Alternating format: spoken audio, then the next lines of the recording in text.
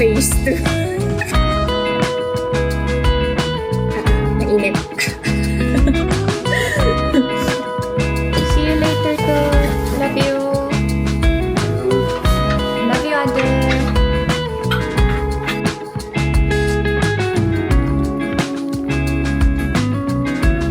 Ay, pagod ako doon.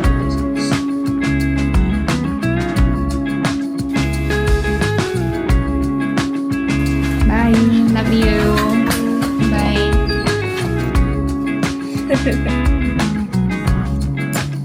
Happy ako kapag masarap ang kain ng family ko. Especially ni Alex, pag gagaling niya sa work, tapos ini-enjoy niya yung luto ko.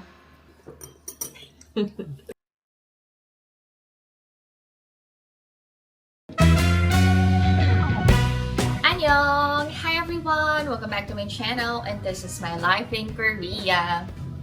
Samahan niyo ako ngayong araw na to. Nakapagligpit na kayo ng Christmas decors nyo? Ako, today ko aayusin ang bahay. But first, I have to cook our lunch. Dinner na din. Isahang ulam na lang.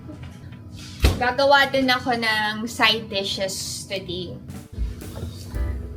This is the colander set that we got from last year. Itatapon ko na yung luma ko and gagamitin ko na tong bago. Pero later ko nahuhugasan. Ang aming ulam ay soybean paste and salmon.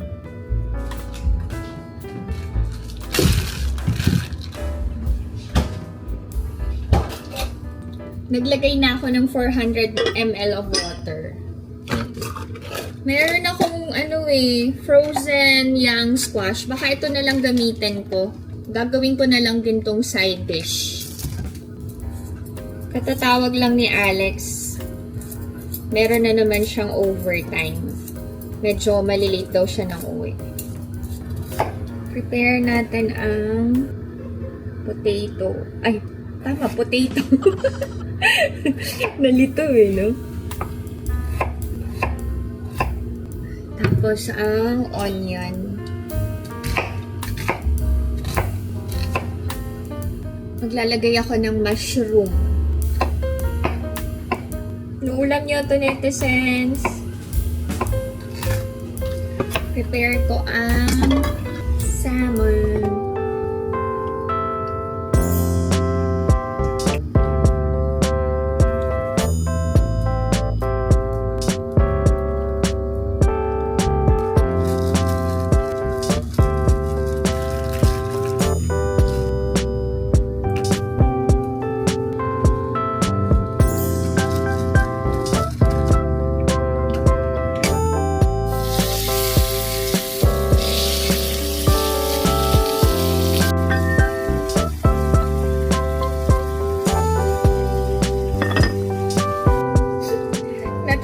Ako.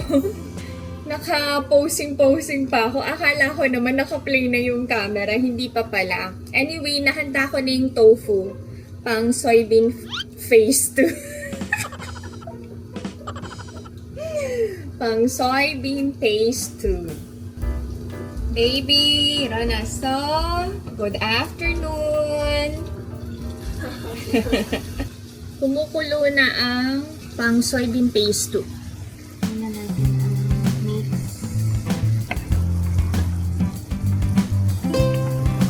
Pwede na natin ilagay ang young squash and mushroom, pan. Pwede na natin ilagay ang tofu.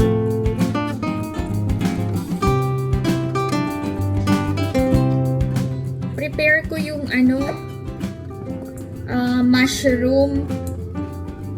Gagawin kong side dish. I-saute ko lang to. Sobrang malasa. Masarap to, netizens. Try nyo.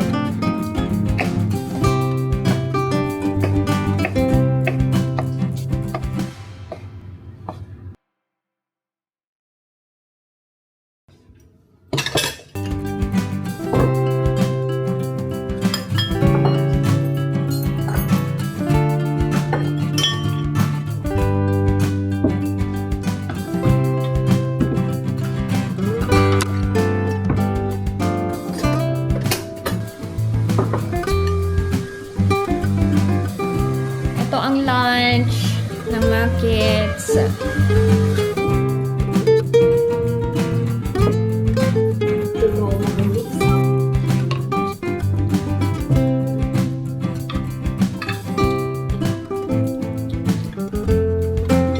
Ayaw mag-academy ni Asian today.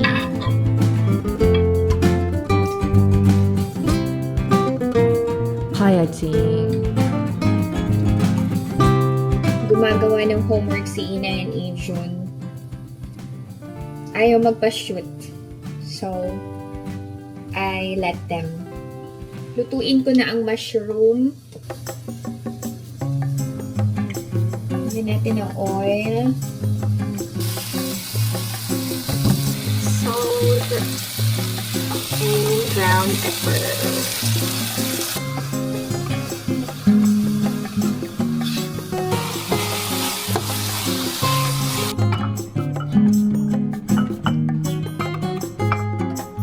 Ang sarap.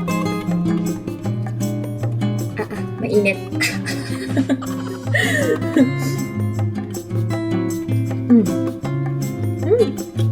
Salt and pepper lang, okay na.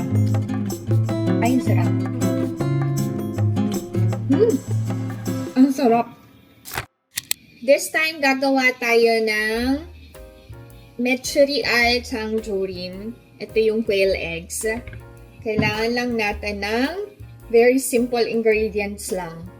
500 ml na water, 100 ml na soy sauce, 2 spoons ng sugar, kelp, Welsh onion, and then onion. Yan. Pakukuluin lang natin. Kung hindi available ang quail eggs, pwede naman yung ordinary egg. Ilang pieces, 10 to 15 pieces yung pwede nyong magawa. Good for 1 week na. Quail eggs yung ginamit ko since para sa mga kids to. Okay. See you later to. Love you. Love you, Ate. I love you. Kumukulo na. Pwede na nating ilagay ang quail eggs. Low heat lang. Boil natin for 10 to 15 minutes. Tanggalin natin yung mga nilagay nating pampalasa like onion, Welsh onions, kelp.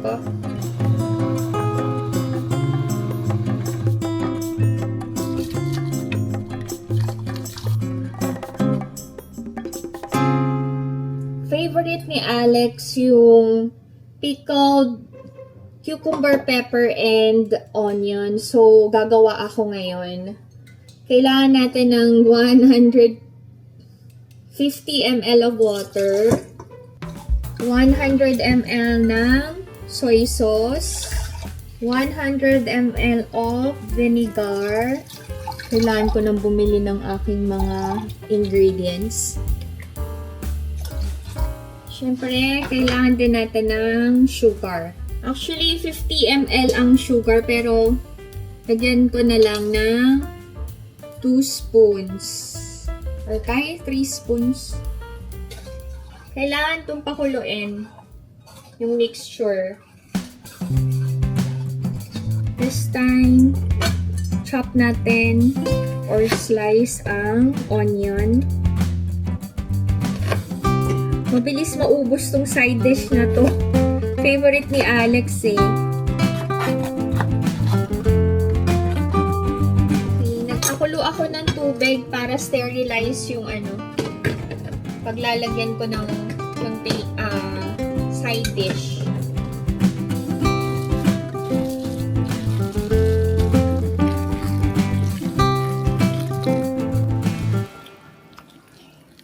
Last na tong lulutuin ko. Papahinga na ako.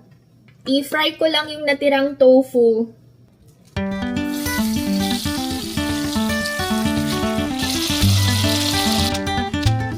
This These are the side dishes that I made. Good for 1 week na yan. Thank you, Lord. Kain tayo ice cream. Yogurt, blueberry. Finry ko yung tofu para gawing tofu sisig. Magliligpit pa ako ng Christmas decors.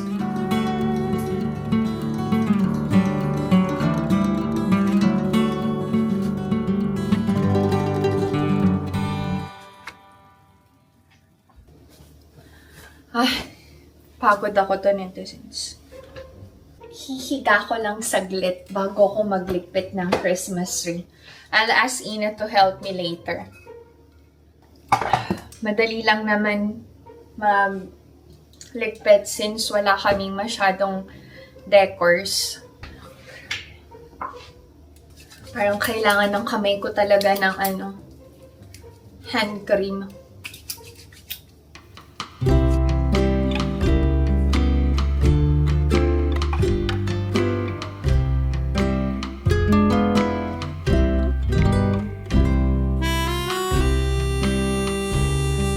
Bilis naman, kasasabi ko lang you help mommy. Oh, very good naman yung baby ko. Tinanggal ka agad. Very good ah. Thank you.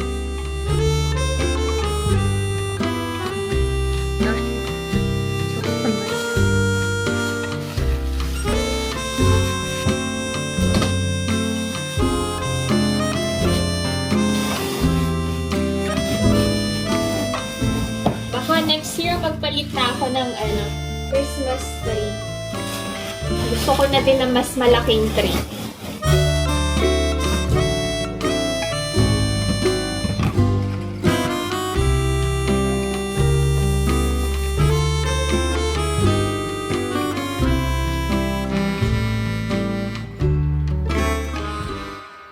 Done. Thank you, Lord.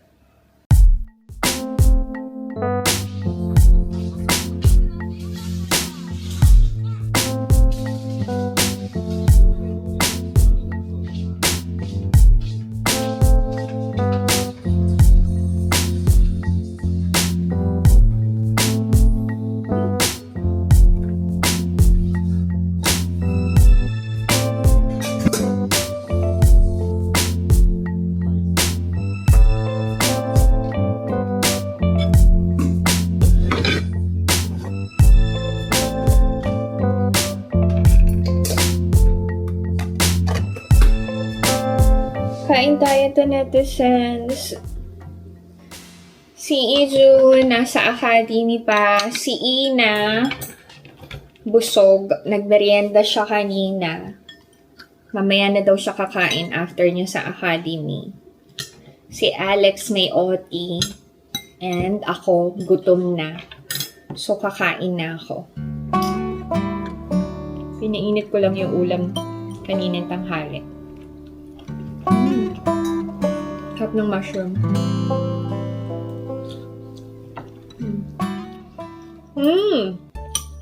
Comment down below kung saan kayo nanonood. Ibig ko sabihin, taga saan kayo?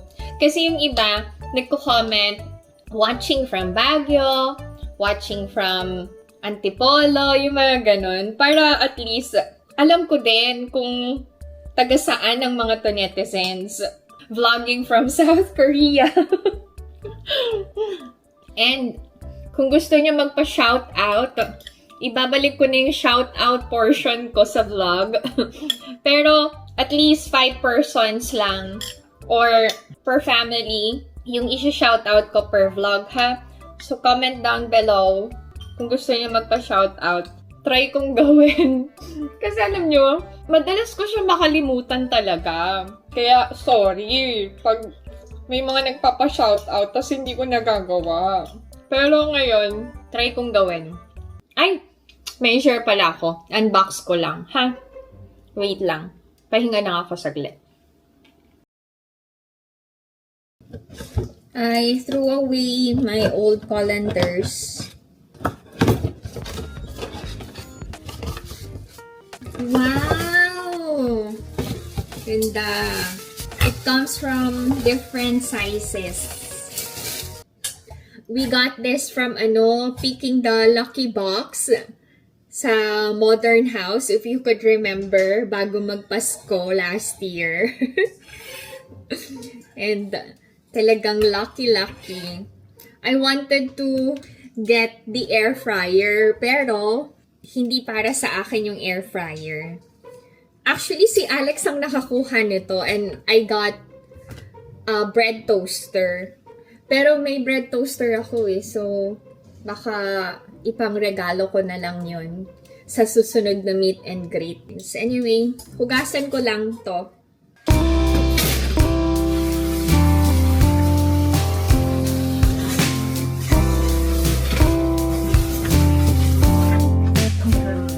Pasok na si Ina. Careful lang, it's wet there.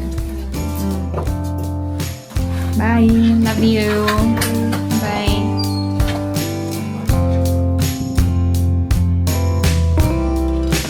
Hi, my love. Magluto ako ng tofu sisig for Alex.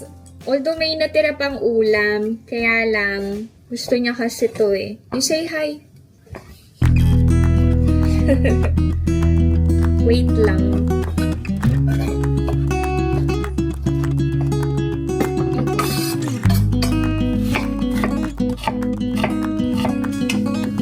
Done. Prepare ako ng dinner ni Alex.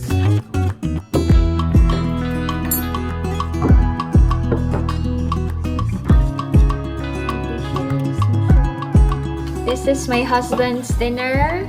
Thank you very much.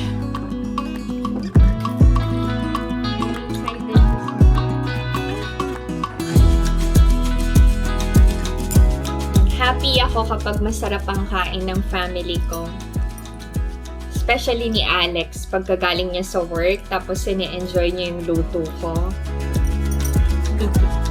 Masarap? You wanna eat sisig? Hindi ko daw siya pinagluto ng sisig. Si Apa lang niya. Ay, 이거 줄게. 이거 한 잔 먹어. 싫어. 왜? Okay. That's it. This is my video for today. I hope that you enjoyed watching. And if you're new to my channel, please consider subscribing, like, and share. No, no, stop. Yeah. Stay safe, everyone.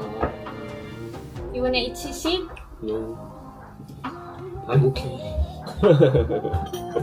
Big boy na. Bye-bye. Rest na ako.